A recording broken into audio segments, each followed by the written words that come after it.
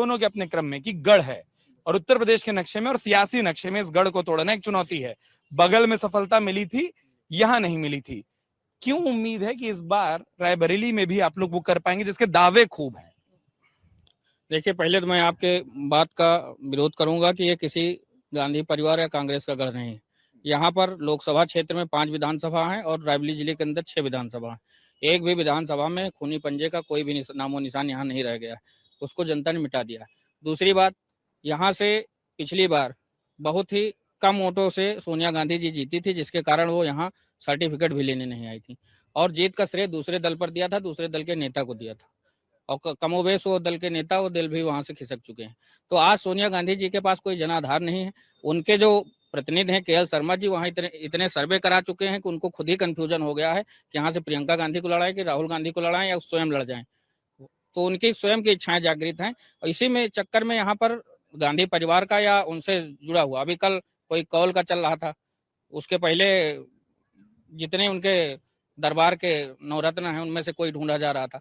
लेकिन रायबरेली को भारतीय जनता पार्टी ने 5 साल में जीतने के बाद भी सोनिया गांधी यहाँ सर्टिफिकेट नहीं लेने आई। हमारे प्रत्याशी हारने के बाद भी उत्तर प्रदेश सरकार में मंत्री बने और मंत्री बनने के बाद इसी शहर के अंदर उनके 5 काम मैं ऐसे बता सकता हूँ जो रायबरेली में 60 साल 20 साल सोनिया गांधी स्वयं रही नहीं कर पाई। एक ओवर ब्रिज से आप आते होंगे, उद्यान विभाग का इतना बड़ा उद्यान जो रायबरेली को दिया उन्होंने 5 साल हारने के बाद, वो शायद ही सोनिया गांधी एक पूरे रायबरेली में, हम लोग रात में सुपर मार्केट घूमने आते थे, आज इनकी नगर पालिका आप देखिए सुपर मार्केट ये रायबरेली का सबसे खूबसूरत मार्केट होती थी, तो आज तक जो है इस मार्केट की जीर्णोद्धार नहीं कर पाई। यहाँ नगर पालिका की आपने सड़कें देखी होंगी, रायबरेली में जहां से अब 5 विधानसभा है नहीं तो कह नहीं सकते कि उनके लिए सांसद निधि यहाँ की वापस चली गई। मैं ऐसे नेता से पूछना चाहता हूँ जो सुप्रीम पावर थी, आप 2014 पहले के विकास थे, पूरे देश में 6 एम्स थे, आपको नॉलेज होगी 6 एम्स थे और 10 साल में हमने 22 एम्स पहुंचा दिए। ये हमारा विकास है जिस पर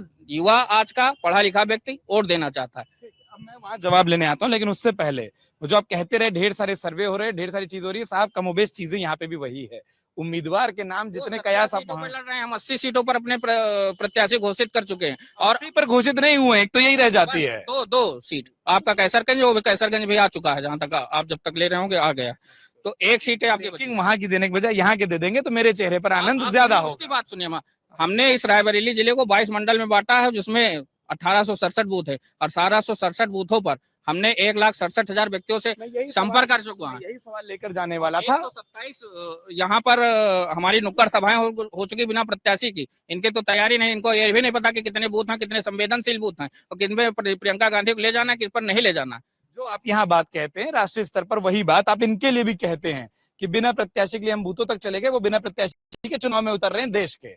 तो राजनीति में एक ही नारा घूम फिर के सारे समीकरणों पर फिट हो जाता है। लेकिन वो जो उन्होंने कहा कि तैयारी भी हो गई, मजबूती भी है, आप अभी तक सर्वे पर ही उलझे हैं क्या?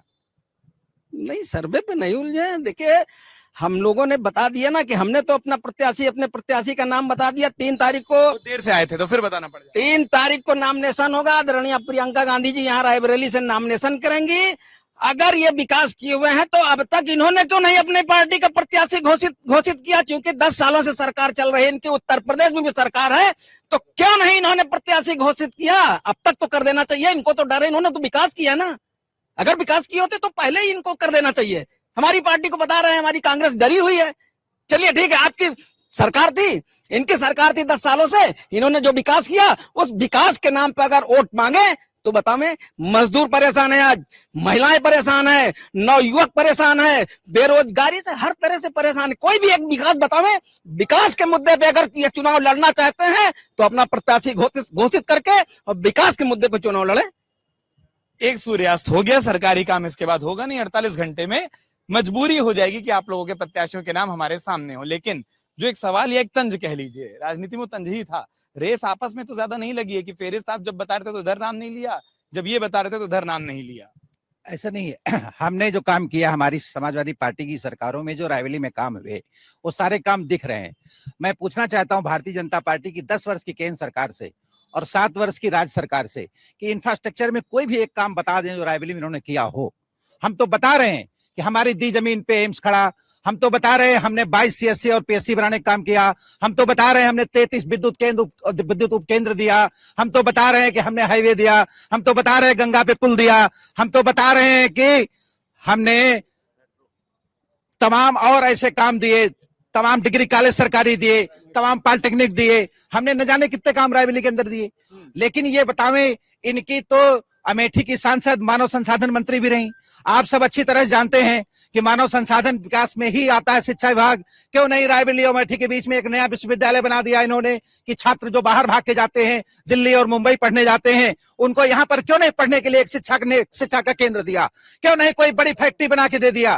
क्यों नहीं एक ऐसा संस्थान रायबरेली में बना के दे दिया कि जिसका इलाज यहाँ पर अच्छे तरह से हो सके? क्यों नहीं इतने बड़े कुछ कल कारखाने दे देते, कुछ ऐसे कारखाने देते जो यहाँ का रोजगार मिलता, जो यहाँ का मजदूर पंजाब और हरियाणा जाकर के पलायन कर रहा है उनको मजदूरी यहाँ मिलती। क्यों ये मनरेगा जैसी योजना में इन्होंने धन रोक के रखा है? मनरेगा योजना में आज पता लगा लो आप, धन का दुरुपयोग हुआ और मजदूरों को मजदूरी का भुगतान नहीं हुआ। समाज कल्याण जैसे विभाग में विधवाओं को, वृद्धों को पेंशन नहीं मिल पा रही है। बिचौलिए हावी हैं, सरकारी धन की लूट के लिए सरेआम ठेकेदारों को डंडों से इनके सत्तासीन नेताओं पिटवाने का काम कर रहे हैं। अभी 1.5 महीने पहले इसी पीडब्ल्यूडी में एक ठेकेदार की जिस तरह से पिटाई हुई है वो जग जाहिर है।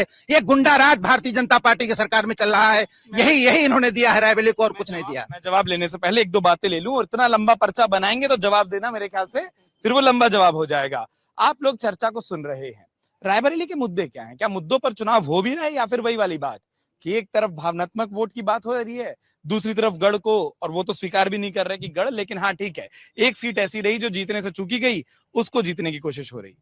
मैं अपनी बात को बहुत लंबा नहीं करूंगा, एक लाइन में अपनी बात समाप्त करूंगा। अगर माननीय प्रियंका गांधी खड़ी होती हैं तो दुनिया की कोई ताकत उनको हरा नहीं सकी। That's all. अच्छा, आपका क्या मत है? रायबरेली में अगर इंडिया गठबंधन का प्रत्याशी आता है तो उसकी एक तरफा जीत होगी। आना ही है, आता क्या है मतलब कौन, उस पर सवाल है। अरे जो भी आएगा, हम लोग तो कांग्रेस में नहीं है, ये कांग्रेस के साथी हमारे बता सकते हैं। हम लोग इंडिया गठबंधन के साथ हैं। इंडिया गठबंधन के साथ हैं। अब मैं उस सवालों और जवाबों पर और 1-2 सवाल पहले मैं इधर ले लूं। जो ढेर सारी बात हो रही है, जो मैंने वहां पूछा उन्होंने तो अपने हिस्से की लाइन बोल दी। क्या यहाँ भावों की बनाम गढ़ की या एक जगह बनाने की वो वाली लड़ाई ज्यादा है, या मुद्दे भी हैं? यहाँ मुद्दे भी हैं। मेन यहाँ लड़ाई जो है रायबरेली के अंदर विकास की लड़ाई है। और मैं व्यापार सभा का जिला अध्यक्ष हूँ समाजवादी पार्टी का। जो भी प्रत्याशी इंडिया गठबंधन उतारेगी, कोई भी प्रत्याशी आज की डेट में आ जाए, वो इंडिया गठबंधन का ही प्रत्याशी जीतेगा, भाजपा नहीं। भाजपा स्वयं मोदी को लड़ा के देख लेगा रायबरेली में। अगर उनको अपने विकास पे दम है तो बनारस छोड़ के रायबरेली आ जाए, और इंडिया गठबंधन का एक कार्यकर्ता भी अगर यहाँ से लड़ जाए तो मोदी उसको नहीं हरा पाएंगे। क्योंकि ये केवल धर्म के नाम पर, केवल इनका काम पूरा देश देख रहा है। आज की जनता पढ़ी लिखी है, अब वो जमाना चला गया। हर आदमी हर एक बात को समझता है। अब चाहे आप जाए जितना मंदिर मस्जिद कर लो, जनता भटकने वाली नहीं है।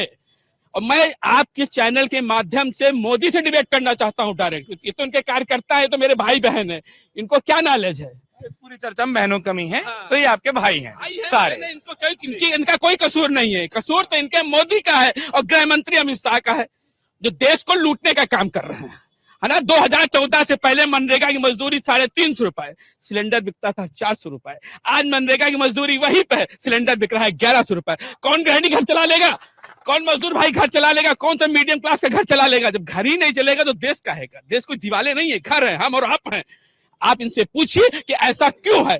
350 के सिलेंडर के जमाने में मजदूरी थी 300 रुपए, आज मजदूरी वही है, सिलेंडर 1100 रुपए क्यों है? इसका जवाब अगर मोदी तक दे देंगे तो राजनीति करना छोड़ दूंगा।